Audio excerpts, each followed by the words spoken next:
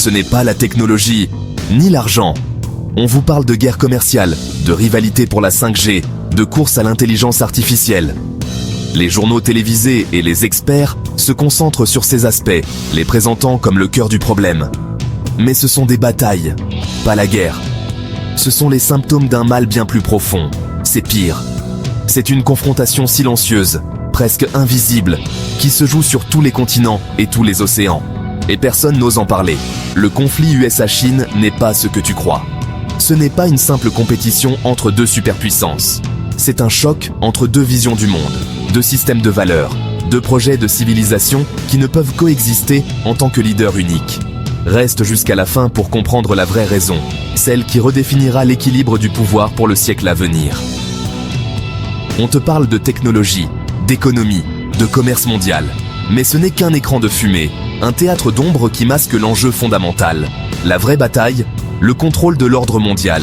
La question n'est pas de savoir qui aura les meilleurs smartphones, mais qui écrira les règles qui gouvernent la planète. Pour comprendre, il faut remonter le temps. Depuis 1945, à la sortie de la Seconde Guerre mondiale, les États-Unis imposent les règles. Ils ont bâti un système, la Pax Americana, basé sur des institutions comme l'ONU, le FMI, la Banque mondiale et des alliances militaires comme l'OTAN. Un ordre fondé sur le libre-échange, la démocratie libérale et surtout leur écrasante supériorité militaire et économique. Cet ordre a assuré une certaine stabilité, mais il a toujours servi avant tout les intérêts américains. Pendant des décennies, la Chine a joué le jeu. Elle a suivi la stratégie de Deng Xiaoping, cacher sa force, attendre son heure. Elle a profité de cet ordre mondial pour sortir des centaines de millions de personnes de la pauvreté et devenir l'usine du monde. Mais aujourd'hui, sous Xi Jinping, cette ère est révolue. La Chine se sent assez forte pour ne plus seulement participer au système, mais pour le réécrire à son avantage. Et pour réécrire les règles, il faut contrôler les artères du monde. Aujourd'hui, 80% du commerce mondial passe par la mer. Le pétrole qui alimente nos voitures, les céréales qui nous nourrissent, les vêtements que nous portons, les téléphones dans nos poches. Tout voyage sur des porte-conteneurs. Et qui assure la sécurité de ces routes? Qui est le gendarme des océans? Les États-Unis. Grâce à leur puissance navale inégalée, avec leurs porte-avions déployés sur toutes les mers du globe, ils contrôlent presque tout. Ils garantissent la liberté de navigation. Mais cette garantie est aussi un levier de pouvoir immense. Ils peuvent, s'ils le décident, fermer le robinet. Pour la Chine, cette situation est plus qu'un problème stratégique. C'est vital. Son économie dépend entièrement de ses routes maritimes. Prenez le détroit de Malacca, ce passage étroit entre la Malaisie et l'Indonésie. C'est le point de passage obligé pour 80% des importations de pétrole de la Chine. Si ce détroit était bloqué, l'économie chinoise s'asphyxierait en quelques semaines. C'est la même chose pour le détroit d'Ormuz pour le pétrole du Moyen-Orient, ou le canal de Suez pour le commerce avec l'Europe. La Chine dépend de ses routes pour son pétrole, sa nourriture, ses exportations. Chaque jour, des milliers de navires convergent vers ses ports, transportant les ressources qui font tourner son industrie et les produits qu'elle vend au reste du monde. C'est son talon d'Achille, une vulnérabilité existentielle que les États-Unis peuvent exploiter à tout moment. Pékin le sait, et elle est déterminée à s'en libérer.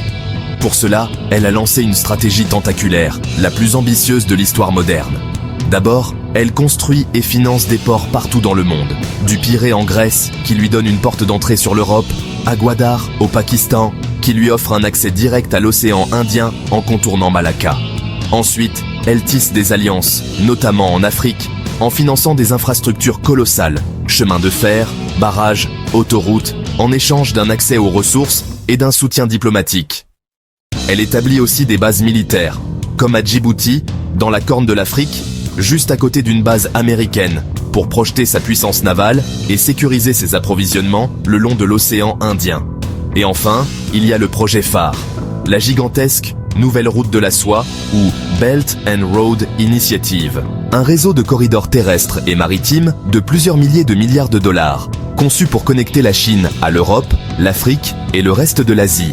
Ce n'est pas seulement un projet économique, c'est un projet géopolitique pour créer une sphère d'influence où Pékin dicte les règles.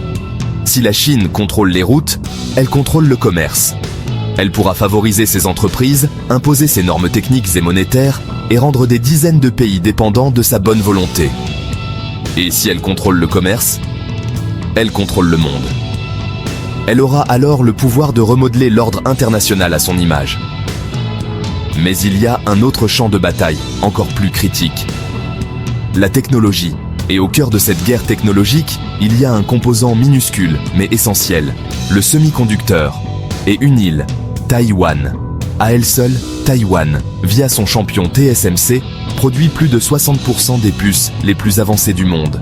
Sans elle, pas de téléphone, pas de voiture, pas d'ordinateur moderne. Pas d'intelligence artificielle, pas de serveurs, pas d'armes de pointe.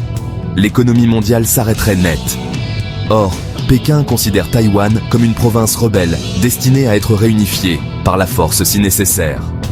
La mer de Chine méridionale, où la Chine a construit des îles artificielles militarisées, est un autre point chaud. Elle revendique la quasi-totalité de cette mer, par où transite un tiers du commerce mondial, au mépris du droit international et de ses voisins. Si la Chine récupère Taïwan, elle ne prend pas seulement le contrôle d'une démocratie de 24 millions d'habitants. Elle met la main sur le robinet de la technologie mondiale. Elle pourrait décider qui a accès aux puces les plus performantes et qui n'y a pas accès. C'est un scénario que les États-Unis ne peuvent pas accepter. Perdre Taïwan signifierait perdre la guerre technologique et potentiellement leur statut de première puissance mondiale. Cela signifie-t-il une guerre directe? Pas forcément, du moins pas tout de suite. Personne ne veut d'un conflit ouvert entre deux puissances nucléaires. Mais cela signifie une escalade totale sur tous les autres fronts. Une course effrénée à l'IA, à l'informatique quantique, à la biotechnologie. Une militarisation de l'espace avec des satellites espions et des armes anti-satellites. Une cyberguerre permanente pour voler des secrets industriels et déstabiliser les infrastructures critiques. Une bataille diplomatique pour rallier des alliés. Une guerre économique avec des sanctions, des tarifs douaniers et le contrôle des chaînes d'approvisionnement, comme les terres rares, ces métaux indispensables à la tech dont la Chine contrôle plus de 80% de la production mondiale. C'est une guerre froide 2.0, mais elle est différente de la première.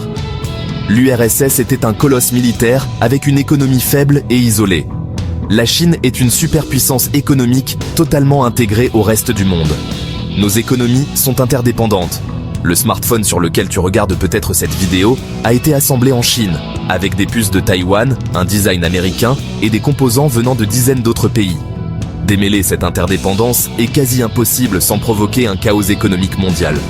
Deux géants, deux systèmes, se battent pour réécrire le monde. D'un côté, un ordre mené par les États-Unis qui se veut fondé sur la démocratie et les libertés individuelles, mais qui est de plus en plus contesté. De l'autre, un modèle chinois autoritaire qui prône la stabilité et l'efficacité économique au détriment des libertés, et qui séduit de plus en plus de pays fatigués de l'hégémonie occidentale. Et l'issue de cette confrontation changera la vie de chaque pays, peut-être même la tienne. Pour l'Europe, cela signifie un déchirement entre son allié historique américain et son partenaire commercial chinois. Pour les pays en développement, c'est un choix difficile entre deux modèles. Pour toi, cela pourrait signifier des produits plus chers, des technologies différentes, un internet fragmenté et un monde plus instable et dangereux. Comprendre cet enjeu n'est plus une option, c'est une nécessité. Si tu veux comprendre la géopolitique autrement, au-delà des titres et des discours officiels, si tu veux voir derrière le rideau, abonne-toi maintenant, car nous allons continuer à décrypter les forces qui façonnent notre monde. On va continuer à dire ce que personne d'autre n'explique.